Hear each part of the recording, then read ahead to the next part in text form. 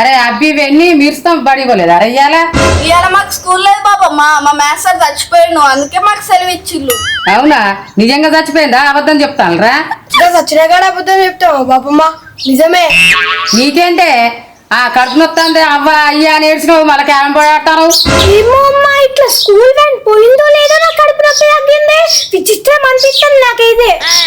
అనిపిస్తుంది ముగ్గురు కలిసి ఏమో కథల పడతాను ముగ్గురు అనుకోనే ఇలా బడి తప్పించిండ్లు. మాకైతే ఏం సంబంధం లేదు బాబమ్మ. నీ బిడ్డనే ఇవాళ బంద్ చేద్దామన్నది. ఏంద్రా నేను పొద్దు అలా బడికి పోతా అంటే మీరిద్దరు కలిసి నన్ను కారం పోట ఆడదాం ఉండు అన్నారు. మళ్ళీ నన్ను ఇరికిత్తల్లారా?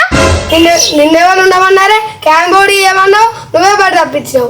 మీరు బడి తప్పిస్తారు కానీ లెక్కల సార్ చచ్చిపోయినారని నాకు చెప్తావారా నువ్వు?